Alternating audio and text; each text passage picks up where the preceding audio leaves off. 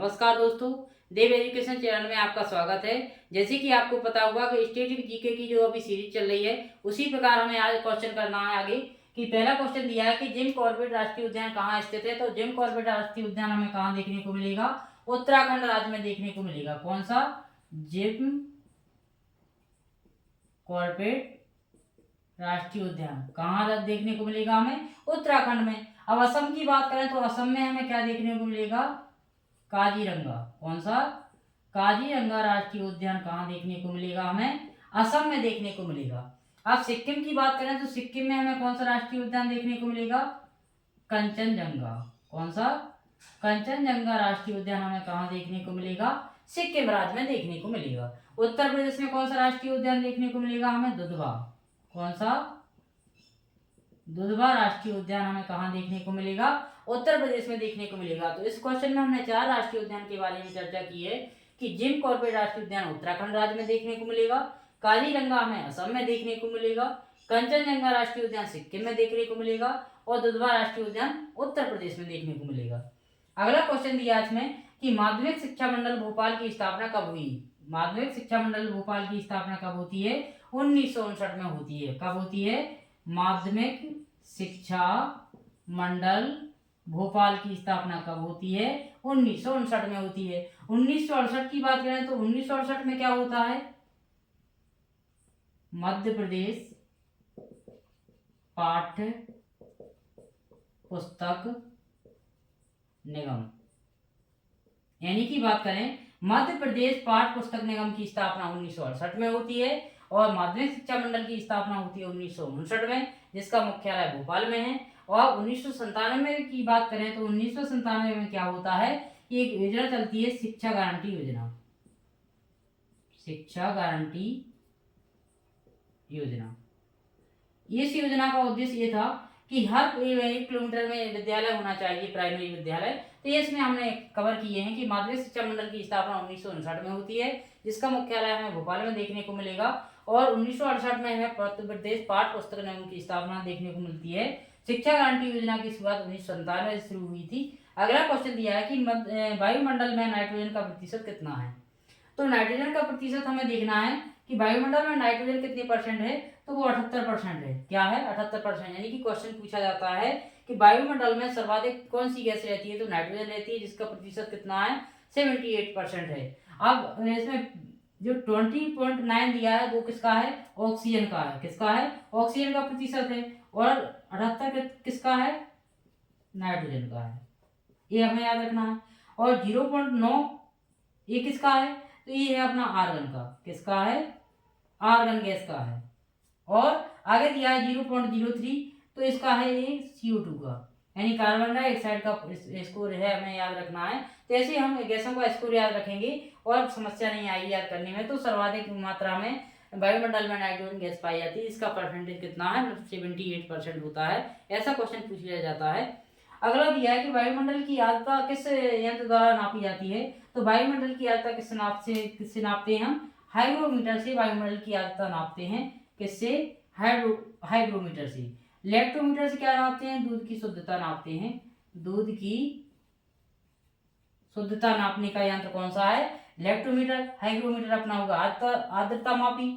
और एनीमोमीटर से क्या नापते हैं? हवा की गति। और अल्टीमीटर से क्या नापते हैं? जो वायुयान होता है उसकी गति नापते हैं।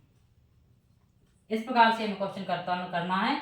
और हम इन क्वेश्चनों को रिवीजन करेंगे कि पहला क्वेश्चन हमने पढ़ा था कि जिम कॉर्बेट राष्ट्रीय उद्यान उत्तराखंड में देखने को मिलेगा, काजीरंगा असम में देखने को मिलेगा, कंचनजंगा सिक्किम में देखने को मिलेगा, दुधवा उत्तर प्रदेश में देखने को मिलेगा। तो इसमें हमने 4 राष्ट्रीय उद्यान के बारे में चर्चा की है। तो इस क्वेश्चन का आंसर क्या हो जाएगा? उत्तराखंड, क्योंकि हमें जिम कॉर्बेट राष्ट्रीय उद्यान हमें उत्तराखंड में देखने को मिलेगा। माध्यमिक शिक्षा मंडल की भोपाल की स्थापना कब होती है? 1959 में, जिसका मुख्यालय हमें भोपाल को देखने को मिलेगा। 1968 में मध्य प्रदेश पाठ्य पुस्तक निगम की स्थापना होती है। 1997 में शिक्षा गारंटी योजना की शुरुआत हुई थी। तो इसका राइट आंसर हो जाएगा 1959, क्योंकि माध्यमिक शिक्षा मंडल भोपाल की स्थापना हुई थी 1959 में। वायुमंडल में नाइट्रोजन का प्रतिशत 78 है, यानी सबसे अधिक है। और O2 का परसेंटेज कितना है? तो वो 20.9 है। और जो आर्गन का है वो 0.9 है। और इसका है CO2 का, वो भी है, याद रखना है हमें। बायोमीटर की आर्द्रता हाइग्रोमीटर से नापते हैं, और दूध की शुद्धता हम लैक्टोमीटर से नापते हैं, और यहाँ पर एनीमीटर ये हवा की गति नापते हैं। ऐसे क्वेश्चन करना है हमें। इस प्रकार अपना 5वां प्रश्न दिया है कि सबसे भारी धातु कौन सी है, यानी सबसे भारी धातु का नाम हमें बताना है कि सबसे भारी धातु कौन सी होती है। तो वो होती है ऑस्मियम। ऑस्मियम क्या होती है, सबसे भारी धातु है। कौन सी है, भारी धातु है। अब सबसे हल्की कौन होती है, तो वो होती है लिथियम। लिथियम सबसे हल्की धातु है, सबसे भारी ऑस्मियम है। टाइटेनियम को बोलते हैं रणनीतिक धातु। कौन सी, रणनीतिक धातु के नाम से टाइटेनियम को जानते हैं। टंगस्टन का उपयोग हम कहाँ करते हैं, बल्ब के फिलामेंट बनाने में करते हैं। ऐसे क्वेश्चन हमें करना है। अगला क्वेश्चन दिया है कि शुद्ध जल का पीएच मान कितना होता है, 7 होता है। यानी जिसका पीएच मान 7 होता है उससे हम क्या बोलते हैं, उदासीन बोलते हैं। क्या बोलते हैं, उदासीन बोलते हैं। ये और एक क्वेश्चन और इसमें कवर करें कि शुद्ध जल क्या होता है, विद्युत का कुचालक होता है। शुद्ध जल विद्युत का क्या होता है, कुचालक होता है। और शुद्ध जल का पीएच कितना होता है, 7 रहता है, जिसको हम उदासीन बोलते हैं। अगला क्वेश्चन है कि हंसाने वाली गैस कौन सी है, तो हंसाने वाली गैस कौन सी है, N2O है, जिसका नाम क्या रहता है, नाइट्रस ऑक्साइड। क्या रहता है, नाइट्रस ऑक्साइड नाम से जो गैस है वो क्या है, इसके सूंघने से हंसी उत्पन्न होती है। CO2 अपनी कार्बन डाइऑक्साइड रहती है। इस प्रकार से हमें याद रखना है कि हंसाने वाली गैस कौन सी है, अपनी N2O नाइट्रस ऑक्साइड है। अगला क्वेश्चन दिया है पौधों की प्राणदायिनी गैस है, तो पौधों की प्राणदायिनी कौन सी है, CO2 है। कौन सी, ये क्या है, पौधों की है, प्लांट्स की है। और अगर हम मनुष्य की बात करें या जीव जंतुओं की, तो वो क्या है, ऑक्सीजन की है। इसमें कि ऑक्सीजन प्राणवायु किसकी है, अपने जीव जंतुओं की है। और पौधों की क्या है, CO2 है, क्योंकि पौधे क्या करते हैं, CO2 ग्रहण करते हैं, ऑक्सीजन छोड़ते हैं, जो मनुष्य की प्राणवायु है वो जीव जंतुओं की है।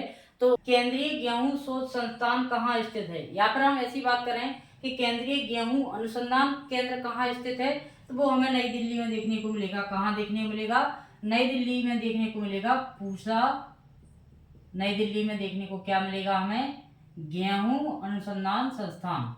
कहाँ देखने को मिलेगा, नई दिल्ली में। अब भरतपुर में बात करें, भरतपुर में एक अनुसंधान देखने को मिलेगा हमें, सरसों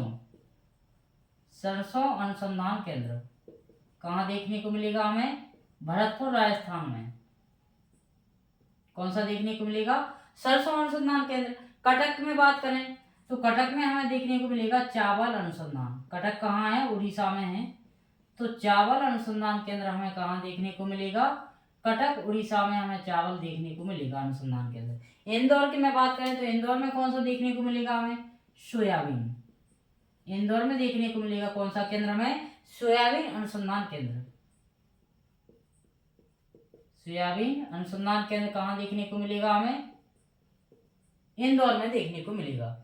तो इसमें हमने 4 कवर किए हैं कि सरसों अनुसंधान केंद्र भरतपुर राजस्थान में, चावल अनुसंधान केंद्र कटक उड़ीसा में, और सोयाबीन अनुसंधान केंद्र अपना इंदौर में, और नई दिल्ली में हमें देखने को मिलेगा केंद्रीय गेहूं शोध संस्थान, या फिर केंद्रीय गेहूं अनुसंधान केंद्र कहाँ देखने को मिलेगा, नई दिल्ली में देखने को मिलेगा। अगला क्वेश्चन दिया है कि रजत क्रांति का संबंध किससे है, जो रजत क्रांति है अपनी, उसका संबंध किससे होता है, तो उसका संबंध होता है अंडा उत्पादन से। मतलब अंडा उत्पादन से संबंधित जो क्रांति होती है उसको हम क्या नाम देते हैं, रजत क्रांति। कौन सी क्रांति, रजत क्रांति नाम देते हैं। मछली उत्पादन, उसको हम क्या बोलते हैं, नीली क्रांति। उसको क्या नाम देते हैं, नीली क्रांति देते हैं। आलू उत्पादन को हम क्या बोलते हैं, गोल क्रांति। क्या बोलते हैं, गोल क्रांति के नाम से जानते हैं, क्रांति का नाम है। और टमाटर उत्पादन को बोलते हैं लाल क्रांति। तो ये हमने क्रांति इसमें अपने जो सब्जियों से संबंधित है या फिर उत्पादन से संबंधित पढ़ा है हमने कि अंडा उत्पादन को रजत क्रांति बोलते हैं, लाल क्रांति का संबंध टमाटर उत्पादन से, गोल क्रांति का संबंध आलू उत्पादन से, और नीली क्रांति का जो संबंध होता है वो मछली उत्पादन से होता है। तो ऐसे हमें कवर करते जाना है। वर्मी कल्चर क्या है, अगला क्वेश्चन अपना है कि वर्मी कल्चर क्या होता है, और वैसे अर्थवर्मी क्या होता है, केंचुआ, तो ऐसे भी हम अंदाज लगा सकते हैं। अब इसमें दिया है कि केंचुआ उत्पादन, केंचुआ पालन को हम क्या बोलते हैं, वर्मी कल्चर बोलते हैं। वर्मी कल्चर, वर्मी केंचुआ जो पालन होता है उसमें भी कई अच्छा बिजनेस कर जाते हैं कि वर्मी कल्चर केंचुए को पालन करते हैं। मधुमक्खी पालन उसको क्या बोलते हैं, पिसी, इसमें मधुमक्खी पालन को बोलते हैं एपी कल्चर। कौन सा कल्चर, एपी कल्चर बोलते हैं। मछली पालन को क्या बोलते हैं, पिस्सीकल्चर। पिस्सीकल्चर किसके अंतर्गत आता है? मछली पालन के अंतर्गत।